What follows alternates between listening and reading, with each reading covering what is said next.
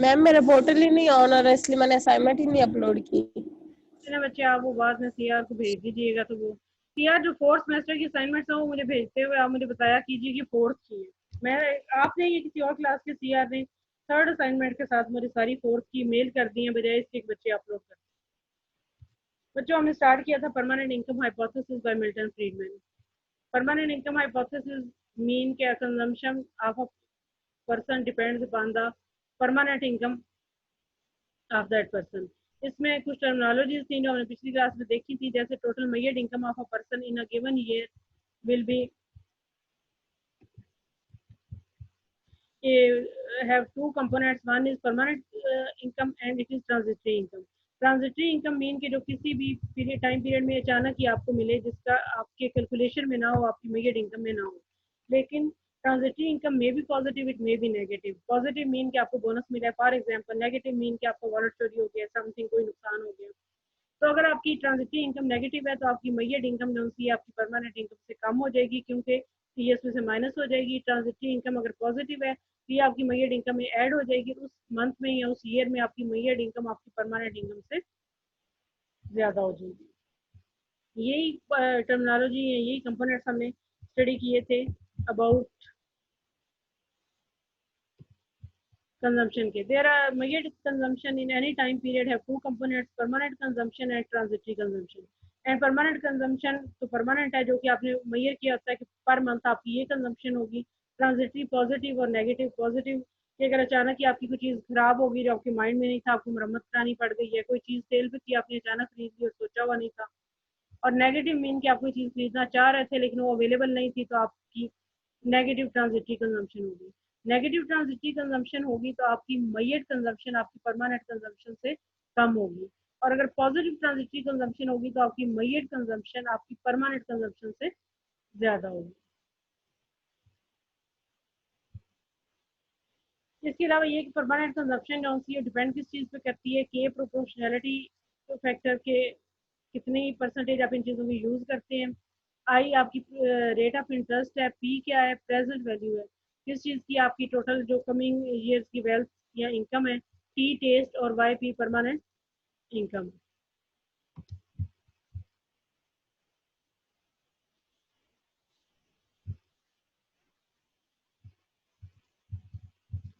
Now ये सारी terminology पढ़ने और अंडरस्टैंड करने के बाद according to the feedback, permanent consumption is a function of permanent income. और इसे स्टैंडर्ड फॉर्म में लिखें तो के फैक्टर ऑफ प्रोपोर्शनैलिटी, जो ये जो हमारे पिछले जो हमने कंजम्पशन फंक्शन पढ़े उनमें ये एमपीसी थी कि एक given level of permanent income में से आप कितनी आप कंसिडर करते हैं कि आपकी परमानेंट लेवल ऑफ कंजम्पशन होगा। Permanent consumption depends upon permanent income, क्योंकि according to the Milton Friedman के ट्रांजिटरी इनकम जो सी है उसका कोई ताल्लुक नहीं है आपकी कंजम्पशन से और आपकी करंट परमानेंट इनकम से। कोरिलेशन आर जो है वो कोरिलेशन है, और according to the theory R Y T transitory income का परमानेंट इनकम के दरमियान जो कोरिलेशन है कोई कोरिलेशन नहीं है। मतलब आपका वॉलेट गुम हो जाएगा, इसका ताल्लुक इस बात से नहीं है कि आपकी परमानेंट इनकम क्या है। इसके अलावा there is no correlation between Y T and Y P. Friedman said that in the long run, हाँ इन द लॉन्ग रन आपकी जो ट्रांजिटरी इनकम है वो पॉजिटिव और नेगेटिव जो भी होती है डिफरेंट ईयर्स में वापस में कैंसिल आउट हो जाती है, और आपकी एवरेज इनकम जो होती है वो परमानेंट इनकम ही शो होती है। इसी तरह आपकी जो ट्रांजिटरी कंजम्पशन है उसकी आपकी परमानेंट कंजम्पशन के साथ कोई रिलेशनशिप नहीं है। आपने नहीं सोचा होता कि आपकी ये परमानेंट कंजम्पशन है तो ही अगले महीने सेल लगेगी तो आप ना चीज़ ले लेंगे। आपने नहीं सोचा होता कि आपकी ये कोई भी शख्स की ये परमानेंट मेरी कंजम्पशन है तो मैंने आपके अगले महीने आपको ये चीज़ अवेलेबल नहीं होनी, इसलिए मतलब इनका आपस में कोरिलेशन जो होता है वो जीरो। और फाइनल जो रिलेशनशिप मिल्टन फ्रीडमैन ने डिस्क्राइब किया वो ये था कि आपकी जो ट्रांजिटरी कंजम्पशन है, यानी कि अचानक चीज़ आपको नजर आई, अच्छी लगी, आपने ले ली, जो आपकी प्लानिंग में नहीं थी, उसकी आपका ट्रांजिटरी इनकम से ताल्लुक नहीं है। ये बाद में इसका क्रिटिसिज्म भी है कि इसमें ये कहा है कि अचानक ही अगर आपको बोनस आ गया तो आप कंजम्पशन वही करते रहेंगे जो कि आप पहले करते हैं। According to Milton Friedman transitory consumption का ट्रांजिटरी इनकम से कोई रिलेशनशिप नहीं है। लेकिन ये ट्रू नहीं है, मतलब सम टाइम इसको क्रिटिसाइज किया जाता है किस बेस पे कि अगर अचानक एक शख्स को बोनस मिलता है तो हो सकता है कि वो इसके लिए ट्रीट रख ले, पार्टी रख ले, अपने लिए कुछ खरीद ले, तो वो उसकी ट्रांजिटरी कंजम्पशन होगी, तो ये कोरिलेशन जीरो होता नहीं है नॉर्मली। लेकिन anyway according to this theory permanent income hypothesis ये रिलेशनशिप या कोरिलेशन उनसे zero. These last two assumptions shows that the positive transitory consumption is offset with the negative transitory consumption. So the following relationship holds that the measured consumption is equal to permanent consumption. कि different months या years में आप अचानक आपकी जो transitory consumption होती है वो पॉजिटिव या नेगेटिव हो तो आपस में कैंसिल आउट हो जाती है, और उसके कैंसिल आउट हो जाने के बाद आपकी जो मेजर कंजम्पशन है वो आपकी परमानेंट कंजम्पशन के इक्वल हो जाती है, which means that the observed or actual consumption is equal to permanent consumption. After the above discussion, Friedman says that the CP is linked with the YP. Whenever YP, यानी कि permanent income changes, permanent consumption will also change. As he says that the permanent consumption and transitory income are not linked. Accordingly, the consumption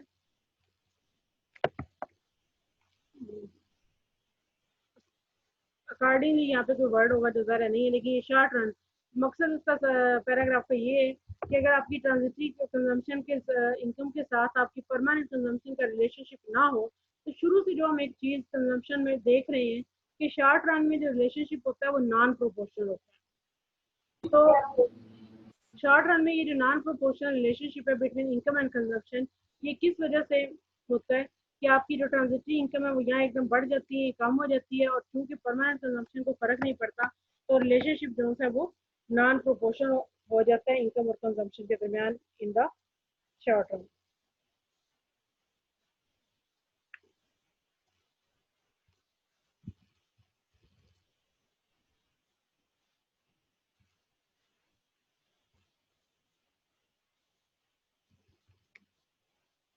next आपके example दी हुई है, इसमें numerical example है।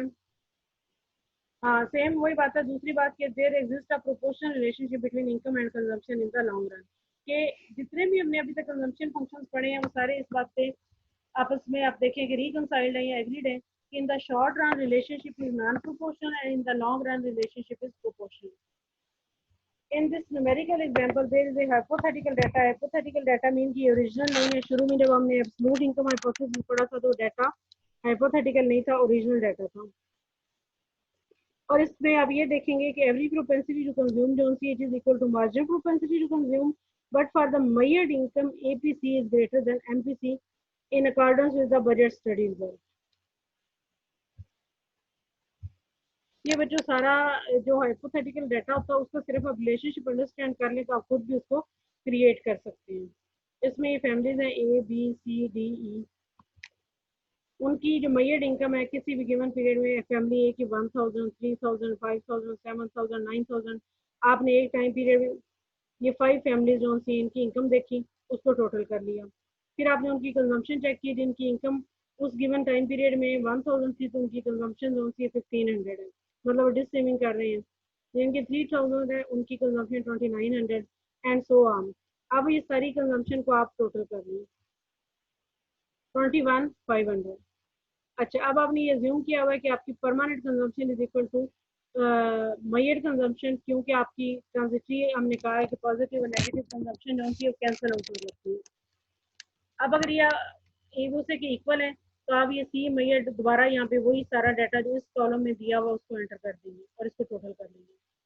आपकी permanent income क्या है, वो फैमिली जिसकी मेजर्ड इनकम 1000 है उसकी परमानेंट इनकम जो सी है जो उन्होंने अज्यूम की हुई थी। लोअर इनकम जिन फैमिलीज की होती है उनकी यूजुअली ट्रांजिटरी इनकम नेगेटिव होती है। एनीवे उन्होंने परमानेंट इनकम जो कि उनकी कैलकुलेटेड थी वो 1745 है।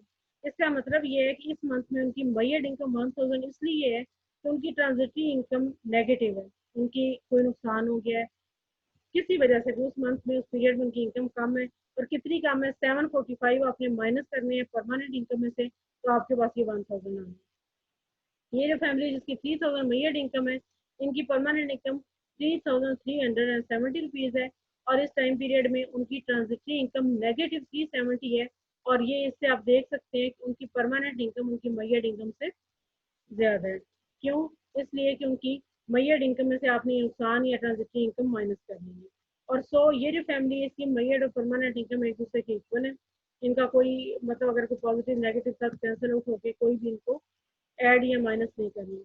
नेक्स्ट फैमिली डी है तो इनकी परमानेंट इनकम 6630 रुपीज है, लेकिन जब हमने मैयर की तो 7000 थी। इसका मतलब है कि उस मंथ में उन्हें कोई पॉजिटिव ट्रांजिटरी इनकम मिली हुई थी जो यहाँ पे लिखी हुई है रिजल्ट। सो ये आप परमानेंट इनकम है, इसको आप टोटल कर लें। इस सब को टोटल करने के बाद ये क्या है कि वाई मैयर आप एवरेज निकाल लें सारी फैमिलीज की, वो क्या आती है। टोटल 25,000 आई, 5 पे डिवाइड करें 5,000 इनकी एवरेज इनकम आ गई। इनकी परमानेंट कंजम्पशन की एवरेज क्या आ रही है वो आप निकाल लें। तो टोटल सीपी इनकी कितनी थी, 21,500 से 500 पे आपने डिवाइड किया, 5 पे डिवाइड किया, 4,300 आपकी आ गई। इसी तरह सी एम मैयड समेशन सी एम लेके डिवाइडेड बाई एन आपने किया, ये सी परमानेंट थी, ये सी मैयड थी। हमने डाटा इस तरह से लिया कि वो भी 4,300 आई। वाई परमानेंट हमारा ये टोटल है 24,995, और उसको आपने डिवाइड करें 5 फैमिलीज पे, तो वो भी आपकी एवरेज इनकम जो सी है परमानेंट वो भी 5,000 ही आएगी। और इसमें चूंकि परमानेंट कंजम्पशन आपने मैयर कंजम्पशन इक्वल ली है 4300 इज इक्वल टू 4300। अच्छा, वंस अगेन उन्होंने एक और टेबल जो से यहाँ ड्रा किया हुआ है,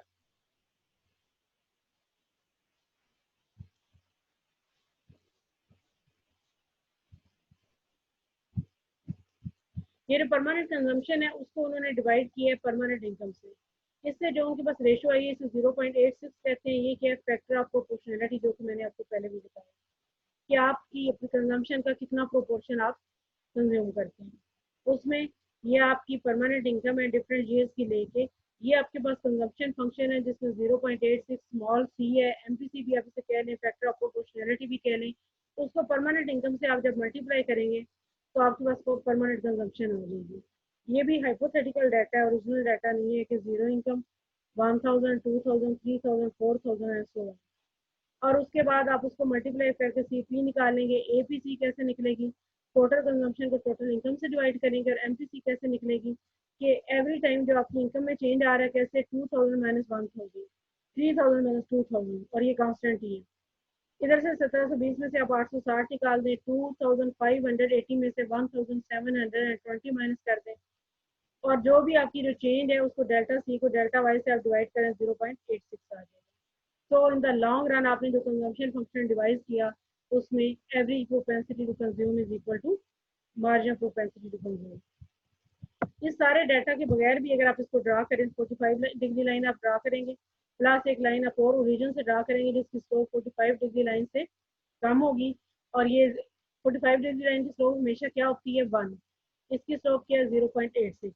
इसका मतलब क्या है कि MPC is equal to APC in the long run, but margin propensity to consume is less than 1 in the long run.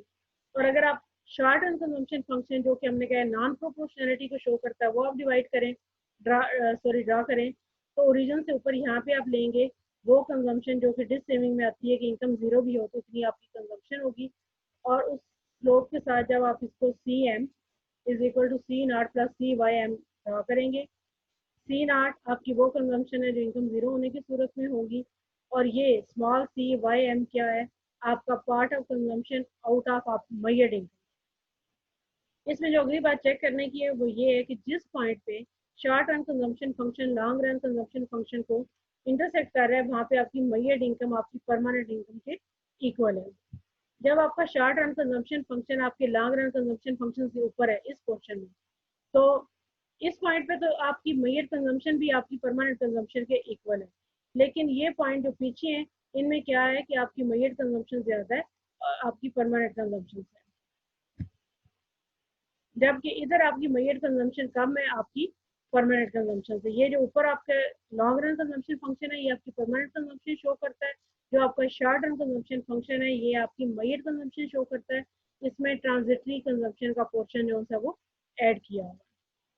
तो हायर इनकम लेवल पे यूजुअली आपकी मैयर कंजम्पशन आपकी परमानेंट इनकम से कम होती है, लोअर इनकम लेवल पे आपकी Maihar consumption आपकी परमानेंट कंजम्पशन से ज्यादा होती है, जैसा कि हमने पीछे भी डाटा में देखा।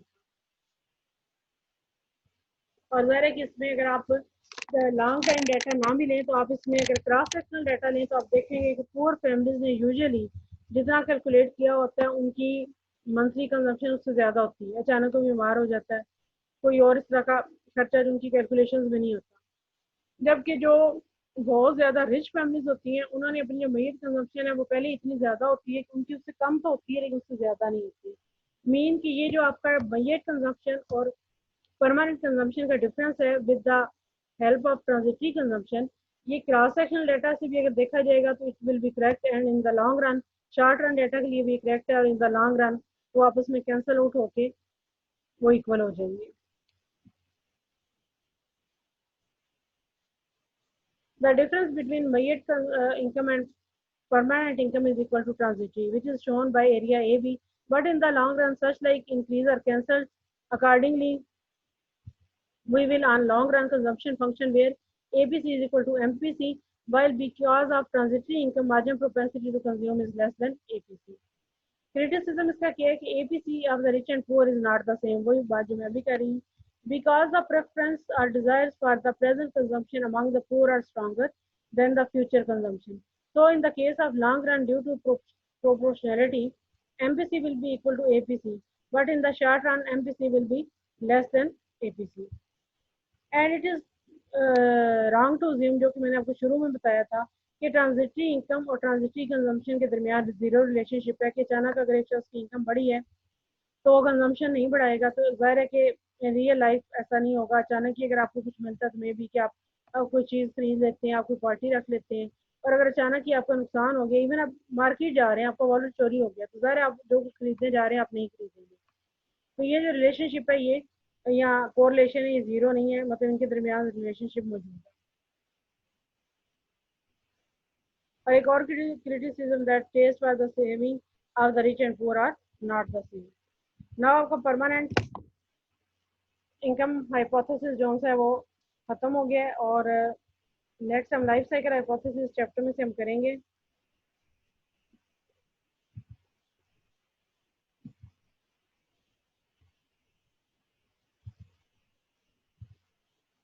ये एक स्लाइड शो है छोटा सा, इसमें थोड़ा सा इसको स्मॉल करके दिया हुआ है, ये भी मैं आपके साथ शेयर कर दूंगी अगर आपने इसमें से देखना हुआ कि शार्ट रन कंजम्पशन फंक्शन इसमें भी अपवर्ड शिफ्ट किया हुआ है, अदरवाइज आप अपने नोट से कर सकते हैं, वो भी ठीक है। टाइम खत्म होने वाला तो नहीं है। और इसमें जो लाइफ साइकिल हाइपोथेसिस है उसकी जो डायग्राम आपकी बुक में है वो मुझे इतनी नोट्स में है वो मुझे पसंद नहीं आई, मैं आपकी बुक से देखूंगी अगर वो बेटर हुई। वो जो डायग्राम ट्राइंगल की शक्ल में वो इतनी क्लियर नहीं है, उसकी निस्बत ये डायग्राम जिस वक्त आपको सामने नजर आ रही है इट्स मच बेटर। तो ये हम कल देख लेंगे कल की क्लास में कि हमने ये करनी है या हमने उधर से करनी है। मैम आपसे कुछ पूछना था। जी बच्चे।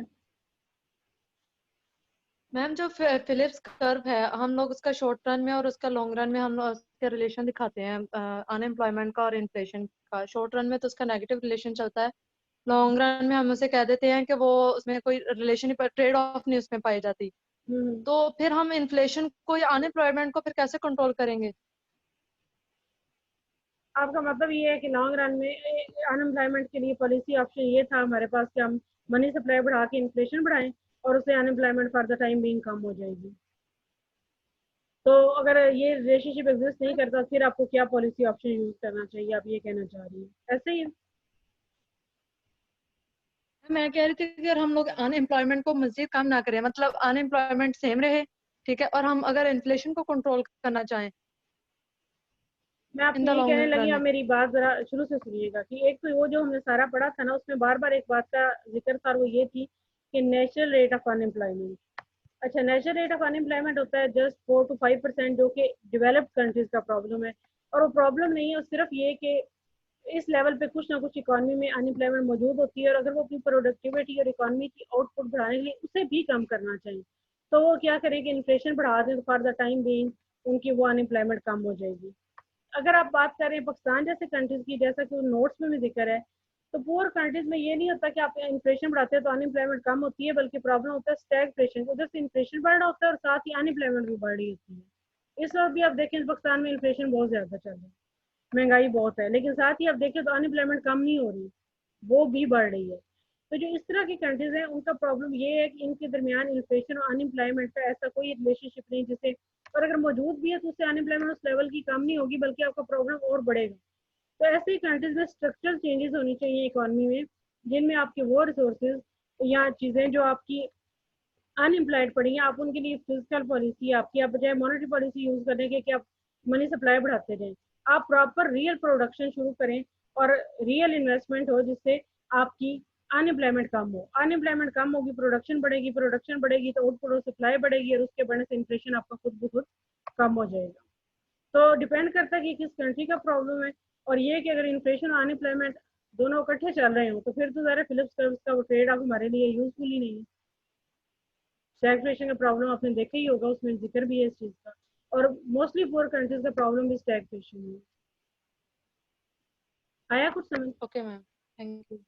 बच्चों एनी जी क्वेश्चन? मैम, लग गई। अदरवाइज टाइम खत्म होने वाला है, ये शायद खुद ही ना भी बंद हो जाए जूम। यार मुझे अटेंडेंस भेज दीजिएगा।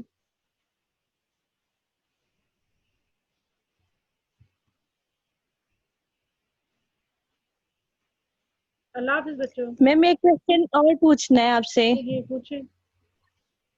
मैम हमारी मतलब कि इकोनॉमी का बजट डेफिसिट है ना, तो हमारी जो हमारी गवर्नमेंट है वो पैसे कहाँ से ले रही है, उधार जो ले रही है किस बेस पे ले रही है? बच्चों जब बजट डेफिसिट होता है ना तो उसमें या तो आप नए नोट छाप लेते हैं, उसके लिए जरूरत ही नहीं किसी से उधार लेने की, और जी